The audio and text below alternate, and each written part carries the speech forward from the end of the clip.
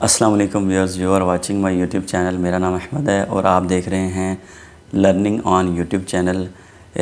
सबसे पहले मैं इस चैनल के बारे में आपको बताना चाहता हूं कि मैं इस चैनल के ऊपर आपके साथ जो कुछ नॉलेजेबल वीडियोस शेयर किया करूँगा वो दीन के रिलेटेड जो हैं ज़्यादा होने वाली हैं। और इंशाल्लाह दुनिया की भी कोई अगर ऐसी चीज़ें हैं जो समझने की ज़रूरत है तो मैं जितना मेरा इल्म है मैं आपके साथ शेयर करने की कोशिश करूँगा इस चैनल के ऊपर।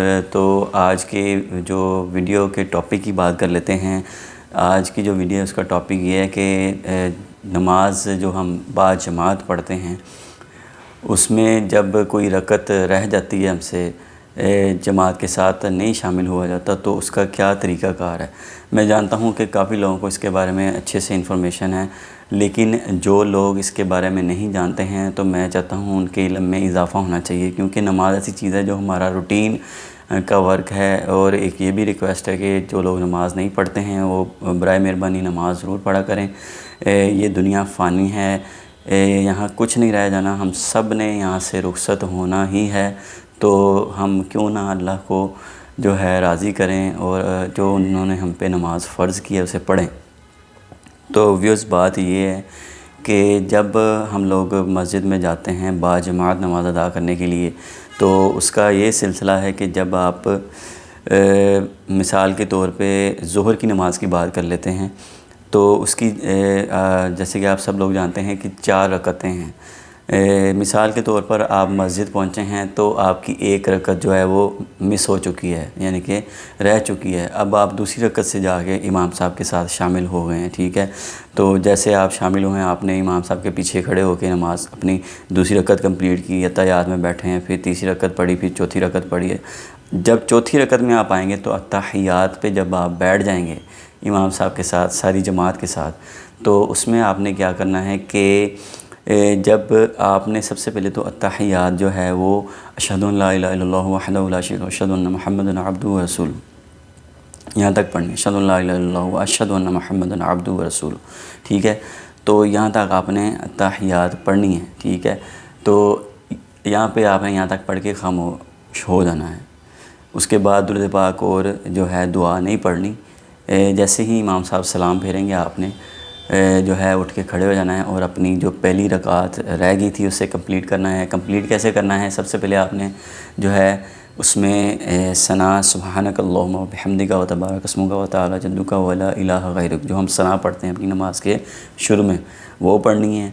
और उसके बाद आपने अपनी सूरह फातिहा साथ मिलानी है और कोई ना कोई सूरत जो है उसके साथ मिला के अपनी क़याम का जो ये सिलसिला मुकम्मल करना है। फिर रुकू और सजदा, फिर आपने अत्तहियात तशहुद में अपनी नमाज जो है सलाम फेर के मुकम्मल कर लेनी है। ये तो है एक रकत अगर रह जाए तो उसके बारे में, ठीक है। इनके सब जब आप जमात में शामिल हुए हैं तो आपकी 2 रकतें रह गई हैं, ठीक है, यानी कि आप तीसरी रकत से शामिल हुए हैं।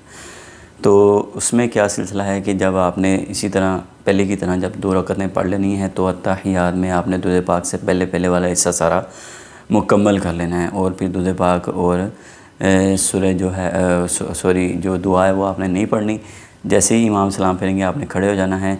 अब इसमें समझने वाली बात ये है कि जो अब 2 रकतें आपकी रह गई थी जमात से, अब इसमें जो अहम बात मैं आपको समझाना चाह रहा हूँ कि जो क़ियाम के हिसाब से ये आपकी पहली 2 रकतें हैं, ठीक है। यानी कि जो रकतें आपने नमाज में इमाम साहब के पीछे पढ़ी हैं वही शुमार होंगी। यानी कि इमाम साहब के साथ आप तीसरी और चौथी रकत में मिले हैं तो जो तीसरी और चौथी रकत का जो सारा एक सिनेरियो है, यानी कि उसका जैसे उसे पढ़ा जाता है आप उसी तरह इमाम साहब के पीछे वो पढ़ चुके हैं। आपकी तीसरी चौथी रकत पढ़ी जा चुकी है। अब आपने पहली 2 रकतें अदा करनी है। उसमें यह है कि जैसे आप नमाज़ पढ़ते हैं, पहली रकत जैसे पढ़ते हैं, सना पढ़ते हैं, सूरह फातिहा पढ़ते हैं और साथ सूरत मिलाते हैं, ठीक है। और इसी तरह आपने जो है दूसरी रकत भी अपनी पढ़ लेनी है। उसमें आपने सना नहीं पढ़नी, सूरह फातिहा पढ़नी और साथ सूरत मिला देनी है। और इसी तरह रुकू और सजदे के बाद आपने तशहुद में अपनी अत्तहियात मुकम्मल पढ़ के यौम यकुमुल हिसाब तक आपने सलाम फेर देना है। आपकी नमाज़ मुकम्मल हो जाएगी। ये हो गया जब आपकी 2 रकतें रह जाएं। अब 3 रकतें अगर आपकी रह जाती हैं तो फिर आपने क्या करना है? उसमें ये सिलसिला है कि जब आप इमाम साहब के साथ मिसाल के तौर पर चौथी रकत में आके शामिल हुए हैं, अब ये कुछ गौर से समझने वाली बात है, यहाँ पे कई लोग गलती कर जाते हैं। तो इसमें क्या करना है, मिसाल के तौर पर आप चौथी रकत में आके शामिल हुए हैं, आपने जो है इमाम साहब के साथ मिसाल के तौर पर क़याम से शामिल हुए हैं या रुकू से भी शामिल हो जाएं, तो वो रकत शुमार हो जाती है। इमाम की पीठ के साथ पीठ मिल जाए आपकी, तो आपकी वो रकत कंसीडर हो जाती है। ठीक है, इन केस आप शामिल हो गए हैं, आपकी एक रकत जो आपने पढ़ ली इमाम के साथ, वो आपने चौथी रकत पढ़ी है।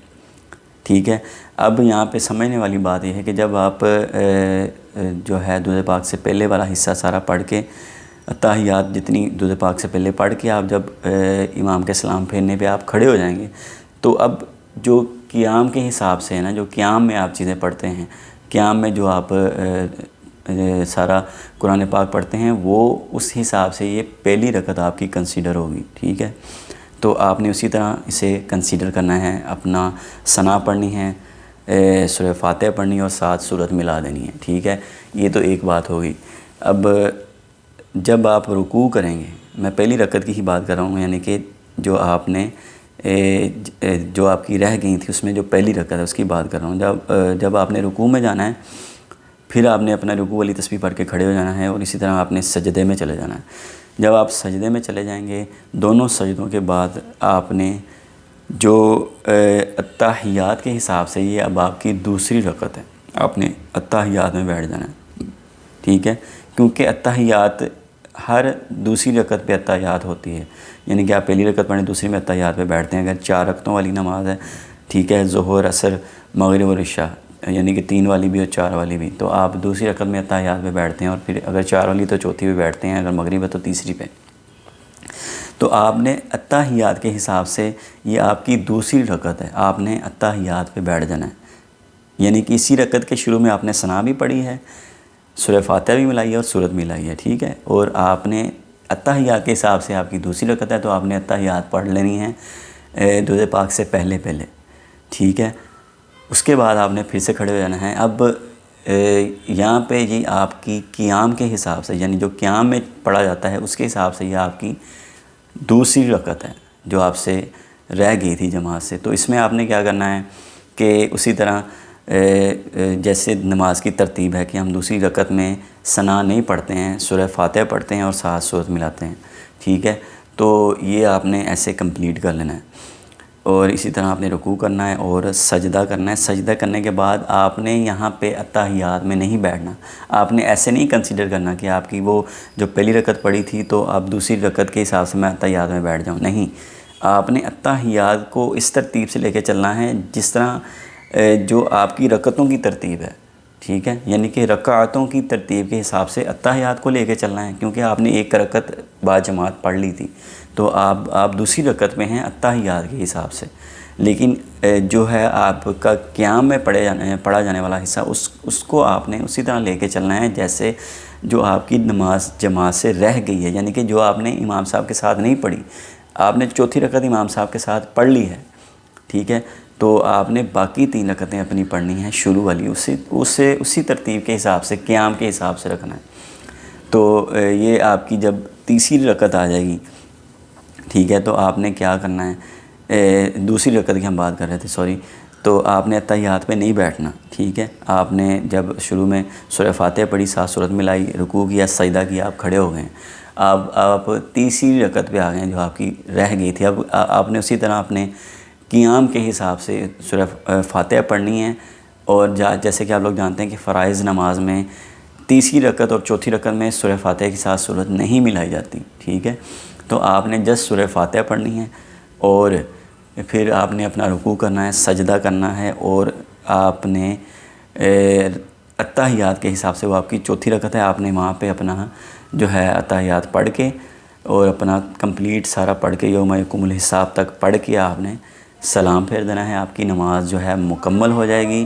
तो इस तरह आप जो है आपका ये सारा सिलसिला बाद जमात अगर कोई रकतें रह जाती हैं तो आप इस तरह अपनी नमाज मुकम्मल कर सकते हैं। तो मैं उम्मीद करता हूँ आप लोगों को आज की ये मेरी वीडियो इन्फॉर्मेटिव लगी होगी, आपके इल्म में कुछ ना कुछ इजाफ़ा हुआ होगा। तो वीडियो अगर अच्छी लगी हो तो आप लाइक कर दीजिएगा और चैनल को सब्सक्राइब भी कर दीजिएगा और वीडियो के नीचे मौजूद बेल आइकन को दबा दीजिएगा। इस वीडियो का मकसद यही था कि आप लोगों के इल्म में कुछ ना कुछ मैं इजाफ़ा कर सकूं, अपनी तरफ से कोई जो है आपको जो जितना मेरा इल्म है बता सकूं, तो मैंने इसकी कोशिश की है। तो इंशाल्लाह मिलेंगे नेक्स्ट वीडियो में। अल्लाह हाफ़िज़ व नासिर।